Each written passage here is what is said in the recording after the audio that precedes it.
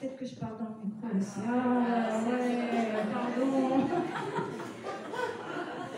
Alors là, je suis pas très pro, hein, mais bon. Donc, si je vous dis qu'on va commencer par chanter un mantra, ça va? Super. Bon. Ben, ça va rien, Laurent, il va écouter. Alors, je vais chanter le Shanti Mantra. Je vous rassure tout de suite, c'est plus pour moi, pour me calmer, pour apaiser et puis pour m'accorder avec vous, avec la soirée, etc.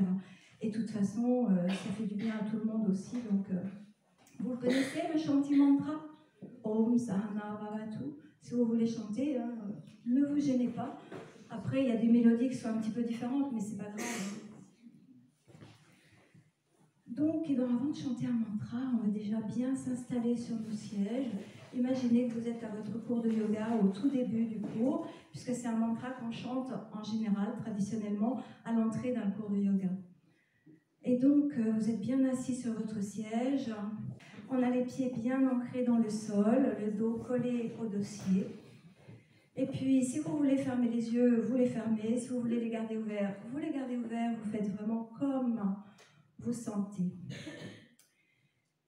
Et quelle que soit votre situation, eh bien, vous pouvez aussi placer une petite flamme de bougie au milieu des sourcils, derrière vos yeux, si l'idée vous plaît, et maintenir votre attention vers cette flamme.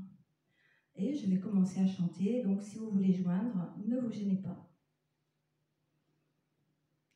Om Sahana Bhavatu Sahana Bhunaktu Sahaviryam Karavavahe Tejasvinavati Tamastuma Vidvishavahe Om Shanti Shanti Shanti.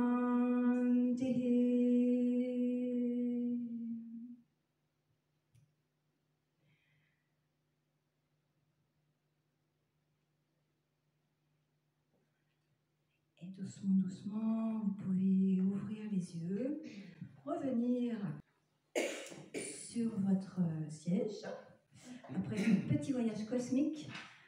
Et donc, on va commencer. Et justement, on va commencer avec ce Shanti Mantra. Plusieurs d'entre vous le connaissent. Hein? Est-ce que vous connaissez le sens? Dites-moi. La paix. La paix. Shanti, hein, c'est très connu. Ça veut dire la paix. Mais le sens du mantra, de ce mantra particulièrement, parce qu'il a un sens assez intéressant. Alors, je vais vous le dire. Alors, on le chante en début de classe, en début de cours en Inde. Et dans un premier temps, cela veut dire qu'on souhaite que l'enseignement qui va se déroule dans la paix et apporte des bienfaits à tout un chacun, élève comme enseignant, etc., voire plus, hein, puisqu'on sait bien que tous ces bienfaits débordent largement. Mais il y a aussi une petite phrase, alors je ne sais plus laquelle, je n'ai pas le mot à mot, mais dans ce mantra qui dit qu'on souhaite aussi que cet enseignement n'apporte pas de colère entre l'enseignant et les enseignés. Hein, vous avez certainement vu ça. C'est curieux, non? Ça ne vous interpelle pas? Vous savez pourquoi? Vous avez une idée ou Disons que là, c'est une réponse que j'apporte qui m'est personnelle. Je n'ai pas eu vraiment, disons, d'explication des maîtres indiens ou quoi que ce soit. Disons que la question ne s'est pas posée.